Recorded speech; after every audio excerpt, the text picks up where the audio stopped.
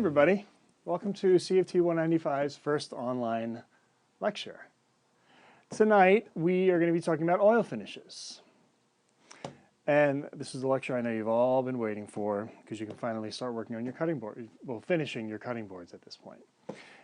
This is the lecture where we do talk about sanded in oil finishes, but we will get to that in a few minutes. Oil finishes consist of pretty much two bases. Tung oil and linseed oil. Tung oil is made from the nut of a tung tree. And if you've ever actually been to the Arboretum, thanks to Russ Philback, the Arboretum on campus, we actually have a tung tree. So you can actually go check it out and see what a tung tree looks like. And you can also check out the nuts of the tung tree and see where your tung oil finish is coming from. Linseed oil is made from pressed flaxseed. So anybody here that takes flaxseed for dietary reasons, you're basically consuming linseed oil. However, tung oil and linseed oil don't dry when they're in their natural form. So there are resins and additives added to it to speed up the drying process. So some of you may have seen, you'll see boiled linseed oil and you'll see linseed oil. The difference between the two of them is that linseed oil is raw. Linseed oil is basically just the juices from the pressed flaxseed. Boiled linseed oil is linseed oil that has had the resins and the additives added to it to speed up the drying process.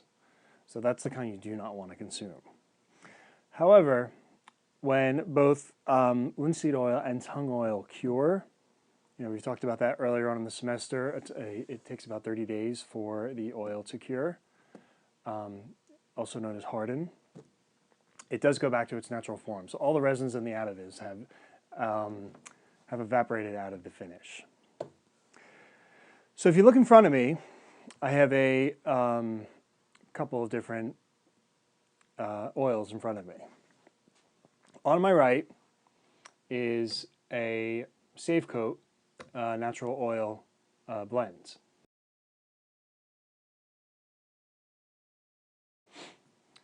Next to it is Minwax Antique Oil. Some of you may use Minwax Antique Oil on your clocks in the 100 class. Next to the Minwax is Levos Natural Oil Blend. If you, some of you remember, Levos is the oil that I spoke about that is not available in the U.S. yet. I'm still trying to work on that. Hopefully soon we'll have it distributed here in the U.S.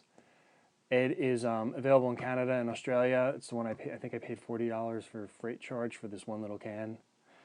But it is an amazing oil, and I'm going to talk more about this in just a moment.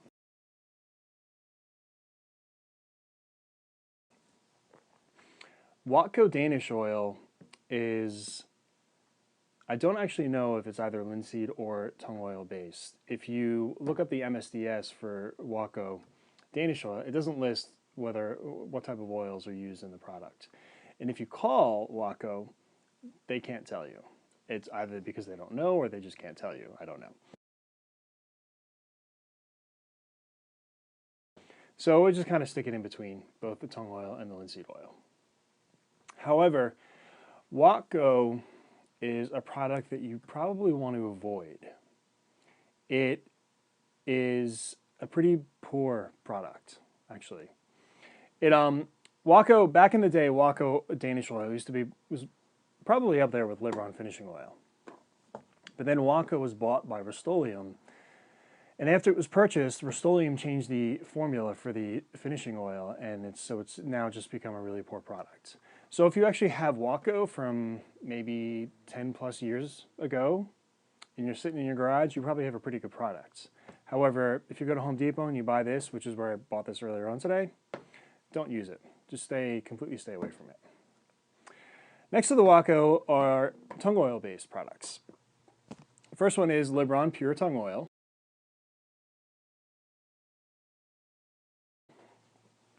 The second one is Minwax Tung Oil Finish, and the third is Libron Finishing Oil.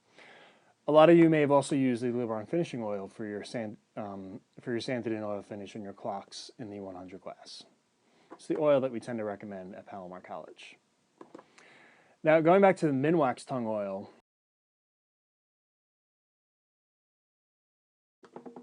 Minwax Tung Oil, it's an empty can, is a product that you also want to avoid.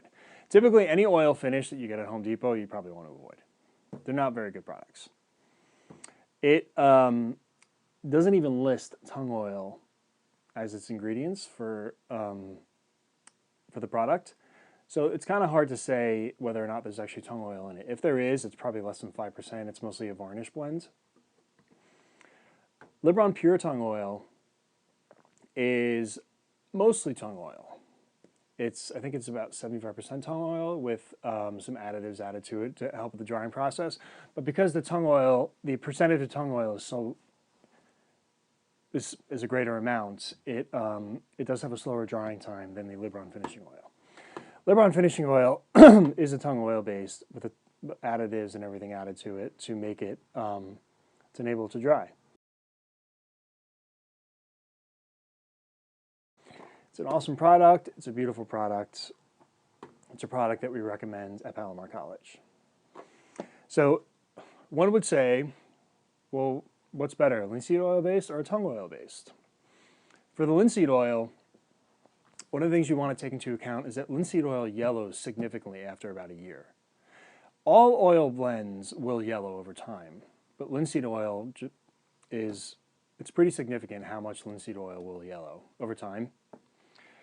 However, this Levos natural oil blend is, even though it is a linseed oil based, it is a non-yellowing oil. It's one of my favorites. It's a product that I really highly recommend. This is actually the product that we're going to be using for the sanded in oil finish on the cutting boards. Some other tung oil products out there that you might want to look at is Mohawk makes a tung oil. There's the Salable finishing oil, which you will see. I think General Finishes makes a fairly popular one.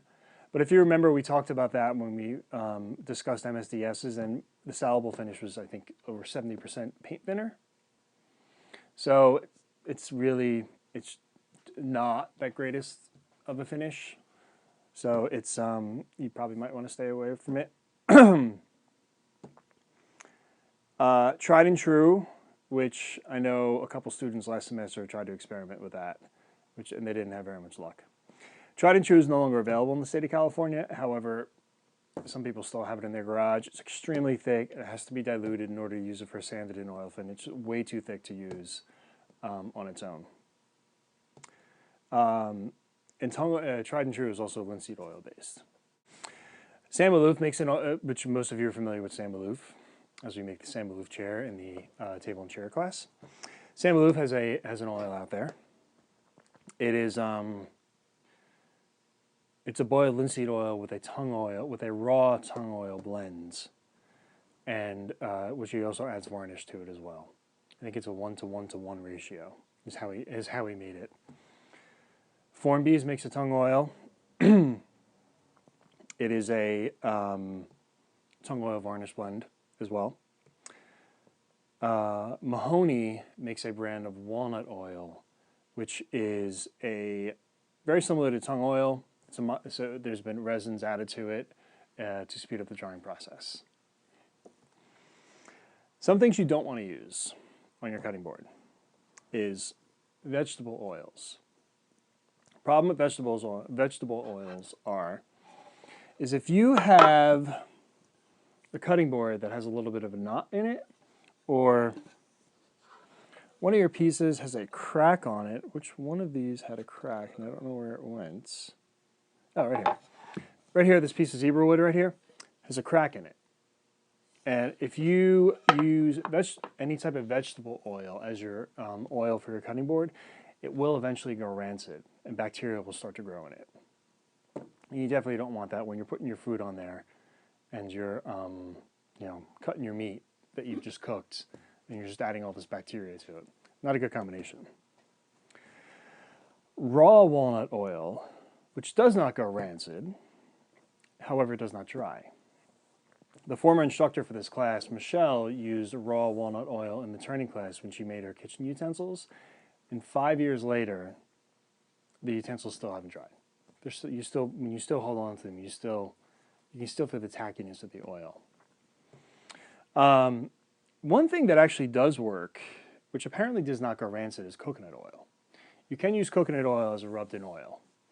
I don't know how well it would sand in. I don't think it will sand in very well at all, but you can use it as a rubbed-in oil.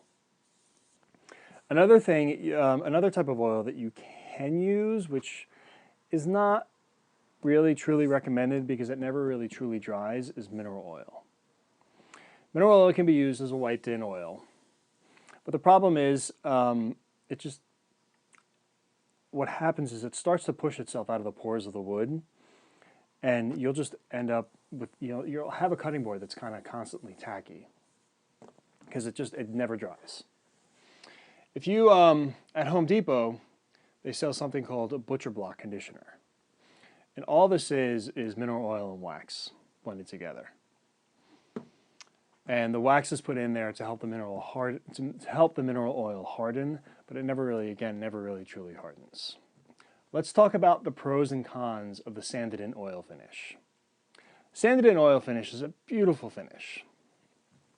It's a really nice smooth surface. Everybody wants to touch it. It's, some people call it baby butt smooth bottom.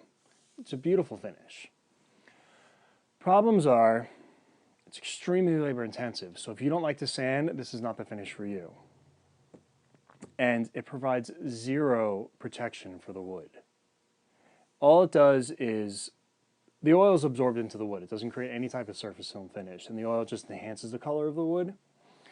So one of the things that you can do with a sanded-in oil finish, which is not recommended on a cutting board, which you should not do on a cutting board at all, is after 30 days, after it dries, you can put a water-based poly or water-based lacquer on top of it to give the wood a surface film protection. One of the actually great parts about the sanded-in oil finish, though, is that it's extremely easy to repair. So if you have your cutting board, and after a year you have all these nicks in it and everything like that, and you just kind of don't like the way it looks anymore, you want to refresh it, all you got to do is sand it down and just reapply your sanded-in oil finish, and it'll look just as good as the day you initially made it. And that's basically it for oil finishes. So in just a moment, I'm going to take you through the process for how to do the sanded-in oil finish. Now we're going to talk about the sanded-in oil finish, which you will be using on your cutting board. A couple things you're going to need. Your oil, pretty important. Can't do no sanded-in oil finish without your oil. Sandpaper, which I have right here. I'm going to just talk about that in just a moment. Gloves. Always want to wear gloves when you're finishing. And one thing that I have, which I don't remember if I talked about this earlier on in the semester, is I have a pair of scissors that has sandpaper on it. They're solely dedicated to cutting sandpaper. Whenever you use a pair of scissors to cut sandpaper, you dull them. And you dull them pretty significantly. So it's better to keep one pair around designated only for sandpaper. So your sanded-in oil finish just starts with a 220, moves up to a 320, and you finish it off with a 400 grit sandpaper. If you wanted to, you could go up to a 600 grit, or even higher. Here we have your cutting board. If you guys remember, you guys did such a wonderful job of putting these cutting boards together about a month ago. This is what we're going to use for our sanded-in oil finish. The cutting board has been prepped, standard prepping, 80 grit, 100 grit, 120, 150, 180, up to 220. However, you could actually stop at 180 because you're going to start the sanded-in oil finish at a 220 grit. However, I just decided to go up to 220. You have your sandpaper. You have your standard 220 aluminum oxide sandpaper. 320, same aluminum oxide sandpaper as well. Then you have your 400 aluminum oxide sandpaper as well. Now, we've talked about multiple different types of sandpaper throughout the semester. We have the aluminum oxide with the zinc stearate. If you remember the light gray, bluish color, you do not want to use this for your sanded in oil finish. This is solely for sanding in between your top coats. And then we talked about the wet dry sandpaper. Just put that away. Which is a silicone carbide sandpaper. One might think that this is the sandpaper you want to use because you're actually using an oil for the sanded in oil finish. However, you don't.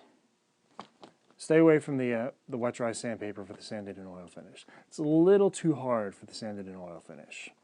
You want to just stick with the regular aluminum oxide with zinc stearate. So what I do is I take my sheet of sandpaper,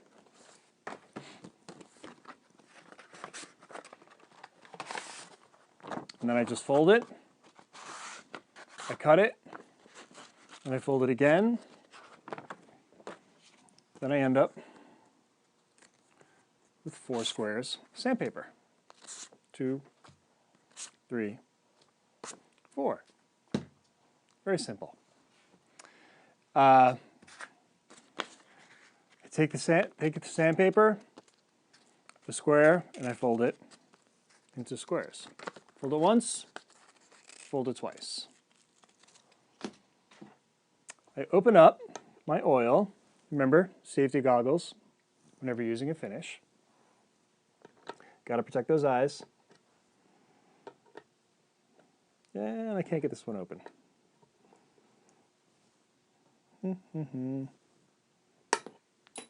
Oops. I have to go back and find that because that's kind of important. Downside of this can, it's kind of a pain in the butt to open.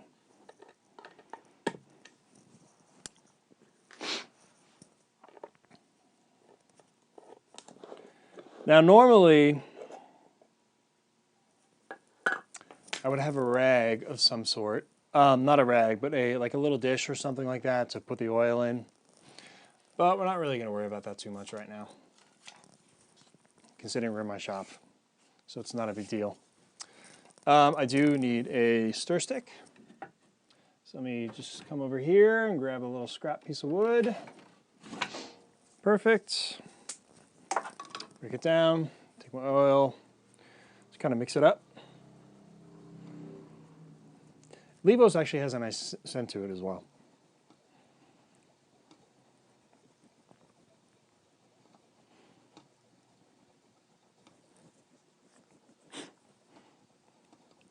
So as I'm mixing up my oil, I have my gloves, which I'm going to put on, which I actually should have actually put on already.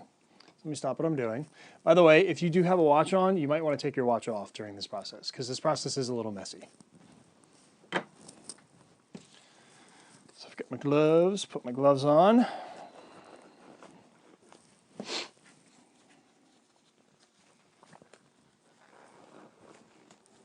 Go back to my mixing.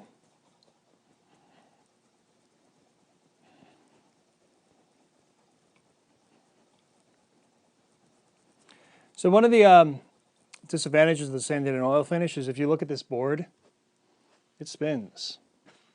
It slides very easily. So what I like to do, I just take a little bit of a gripper. You kind of that shelf gripper that you buy at any type of Walmart or Target, even your grocery store. I actually think I bought this at the grocery store. It'll keep the board from moving around. Comes in a roll. Where is this roll? And it's pretty cheap. It's a big roll. You get lots of it.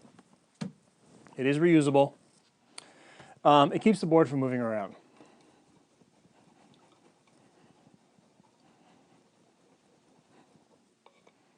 Ooh, still have to mix it up a little bit more.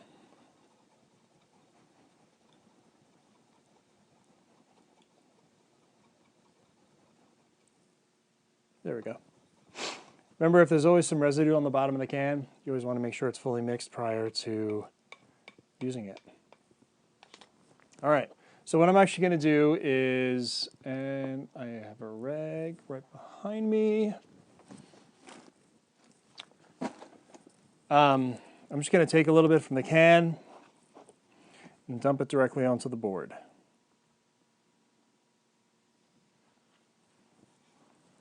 I'm going to rub it in. Get it nice and saturated. That was actually quite a lot that I poured out. That's all right. I'll take my sandpaper and start sanding. You can go any direction. You can go up and down. I wouldn't go left or right because you will create a scratch pattern, a cross scratch pattern. But you can go up and down or circular.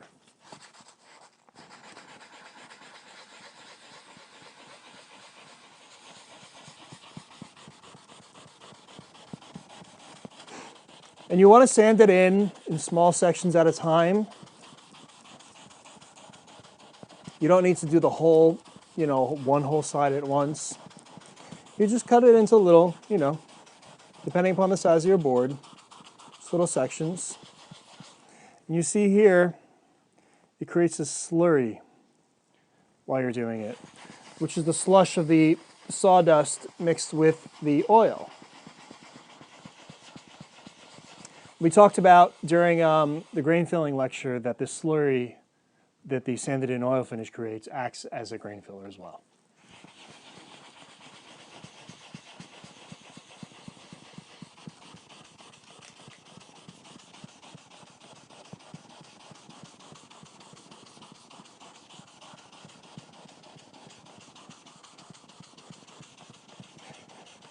Now, how you know to move on to the next section is when you start, you're going to feel the resistance of the sandpaper to the wood.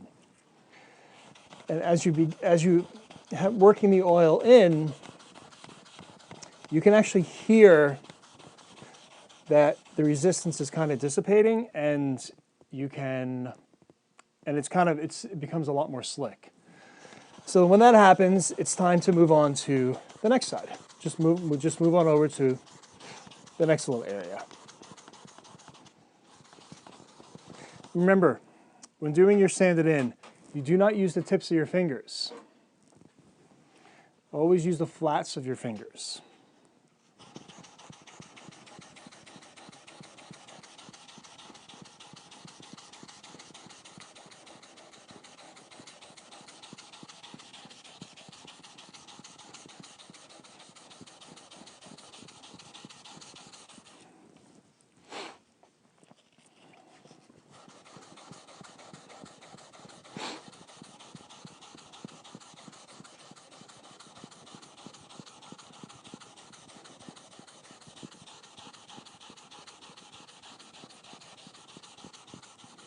All right, so it's starting to get a little dry, so I'm just going to add a little bit more oil to that area. Not too much, because I don't need a whole lot. Just going to mix it back in. I'm going to go back to work.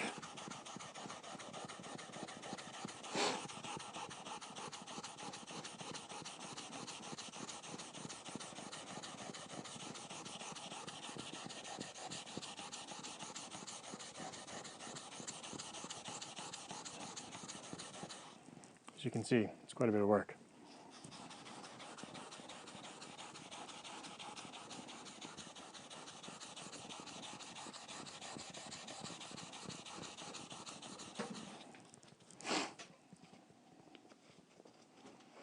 Just gonna fix my sandpaper.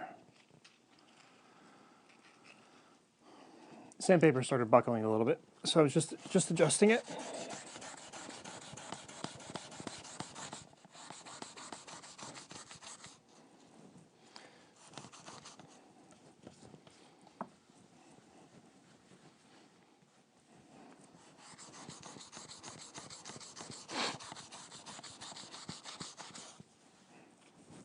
Add a little bit more.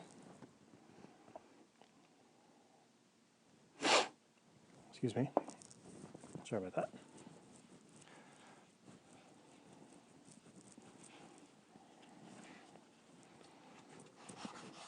recently discovered I have allergies, which I've never had before. So I apologize for the sniffing.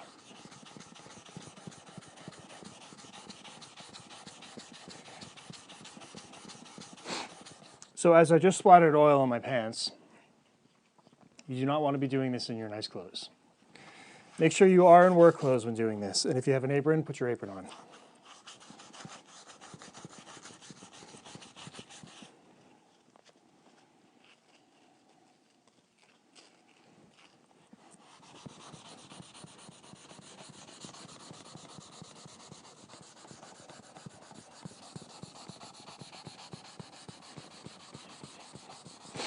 Sandpaper can wear down fairly quickly.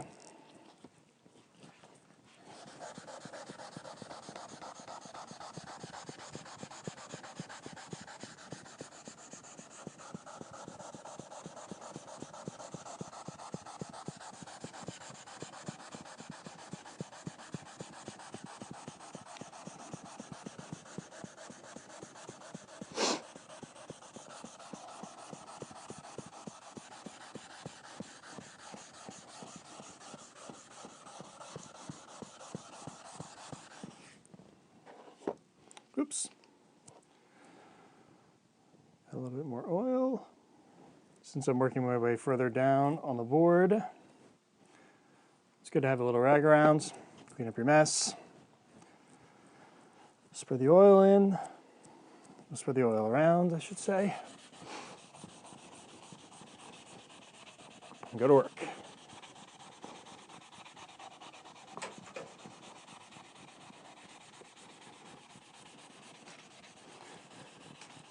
It's good to switch up your arms. This way you won't get so tired.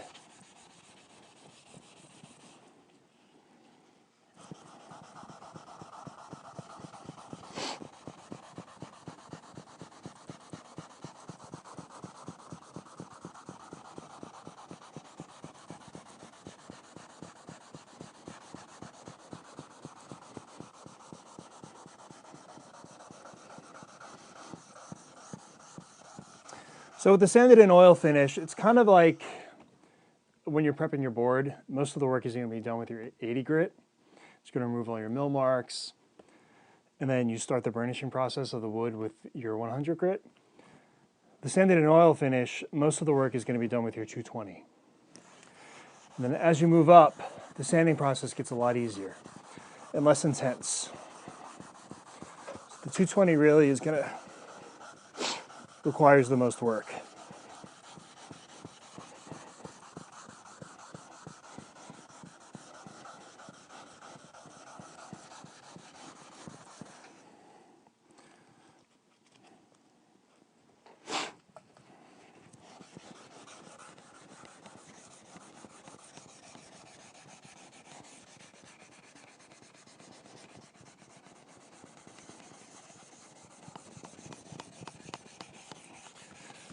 So now I can tell that the sandpaper is kind of sliding all over the board at this point,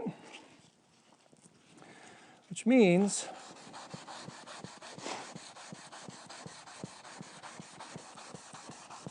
that I can finish with the 220 on this side.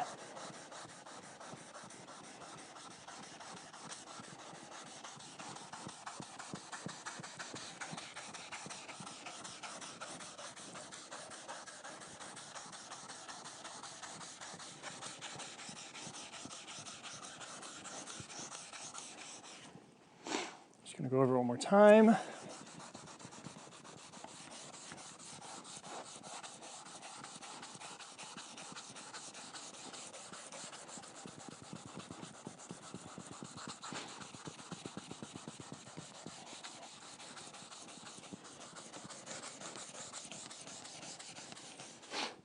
All right. So now I'm going to take my side that I just worked on.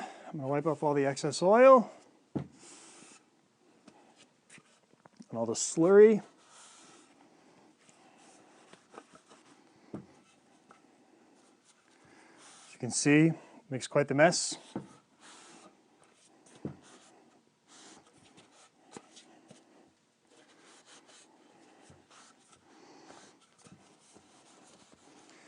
can see, here's your cutting board.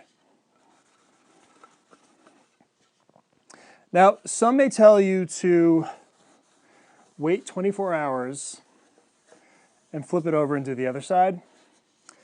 I don't really find that necessary because if you do it like I do, you get oil on the other side. So you're going to have to deal with that pretty quickly.